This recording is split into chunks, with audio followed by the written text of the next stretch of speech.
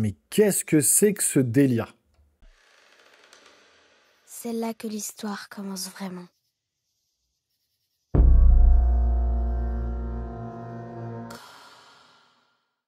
Bon, je sais que vous allez encore me tomber dessus, mais tant pis, je viens d'assister à un ovni, un vrai, le genre de film où vous ressortez de la salle en vous demandant mais qu'est-ce que je viens de voir? Et j'exagère même pas, hein. Weapons donc, ou Évanoui en VF, et j'y reviendrai sur le titre du film. C'est un mélange de thriller, d'horreur et d'absurde, avec même quelques pointes de comédie involontaire. C'est un cocktail improbable qui a clairement divisé la salle pendant l'avant-première.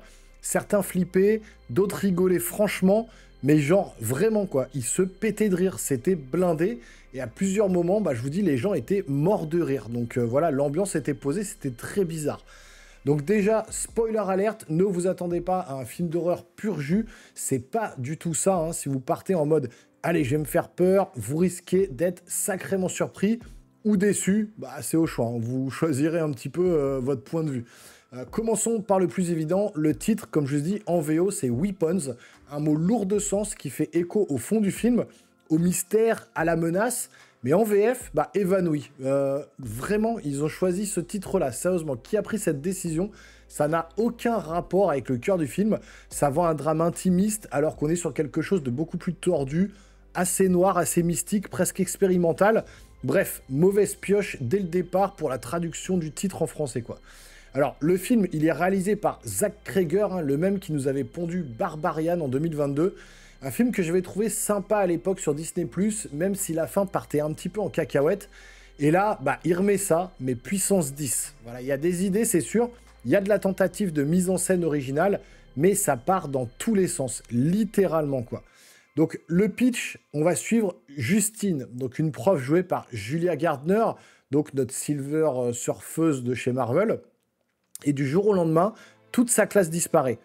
Plus d'élèves, sauf un. Et donc, la ville est sous le choc. Une enquête est lancée, la tension monte. Et on se dit, ok, thriller psychologique, ambiance pesante, mystère. Bon, ok, je suis chaud, je me mets dans le film. Sauf que ça se complique, hein. Le film est chapitré. On passe d'un personnage à l'autre. Il y en a 5 au total. Et chaque chapitre nous donne un bout de puzzle.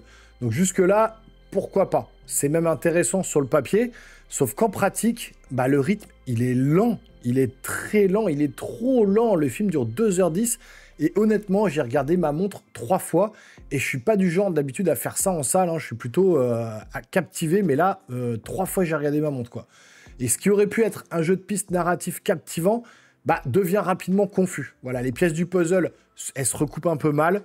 Certaines pistes sont lancées puis abandonnées. Et surtout, aucune réponse concrète ne nous est donnée. Il y a des éléments étranges, du mysticisme, un antagoniste mystérieux qui débarque en plein milieu du film, et rien. Voilà, aucun background, pas d'explication, c'est carrément frustrant. Et on se dit, allez, peut-être qu'à la fin, tout va s'éclairer. Non. Voilà, la fin du film, c'est carrément la goutte d'eau qui fait déborder le vase.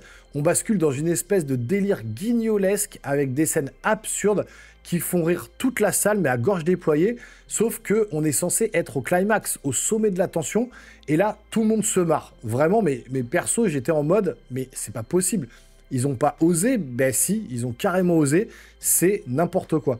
Alors, après, attention, formellement, le film est loin d'être raté, la réalisation est plutôt propre, certaines scènes sont très bien mises en image, il y a une vraie ambiance, les acteurs sont au rendez-vous, en particulier Julia Garner, qui porte bien son rôle, et certains passages plus horrifiques fonctionnent bien, mais voilà, on reste malgré tout dans un thriller, pas dans un film d'horreur, et surtout, tout est plombé par cette structure trop ambitieuse, mal exploitée, et un ton qui ne sait jamais vraiment où se placer. Voilà, il y a plusieurs lectures dans le film, c'est un peu bizarre.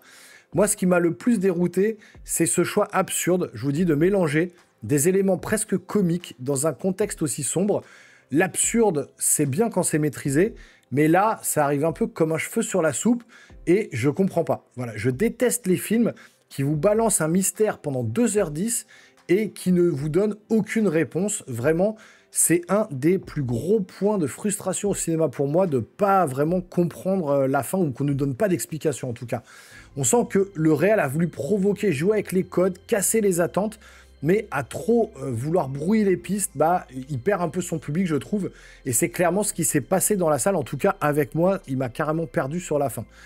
Franchement, j'attendais beaucoup de ce film, la bande-annonce m'avait chauffé, le casting aussi, l'univers avait l'air intriguant, mais au final, bah, j'ai pas réussi à rentrer dedans, c'est trop long, c'est trop décousu, et il y a une fin qui vire vraiment à la parodie, j'ai pas compris vraiment ce point de vue. Donc oui, certains aimeront, il y a une proposition, c'est original, et je respecte ça, mais pour moi, ça n'a pas pris. J'ai largement préféré finalement Barbarian, même si lui aussi partait un peu en live sur la fin, ou encore dernièrement Bring Her Back ou Together. Vous avez d'ailleurs les critiques sur la chaîne, j'ai trouvé ça beaucoup plus intéressant. Bon, concernant ma note pour ce film, du coup, je lui donne un 5 sur 10. Voilà, un film qui avait du potentiel, mais qui, à mes yeux, se perd dans ses propres ambitions. Trop long, trop confus, et un ton qui oscille sans jamais se stabiliser. À voir peut-être par curiosité, peut-être, mais clairement, bah, pour moi, je le reverrai pas. Donc maintenant, à vous de jouer. Hein. Et vous, est-ce que vous l'avez vu? Est-ce que vous comptez le voir? Bah, dites-moi en commentaire ce que vous en avez pensé. Voilà, je serais vraiment curieux d'avoir vos retours, surtout si vous avez aimé un peu le délire.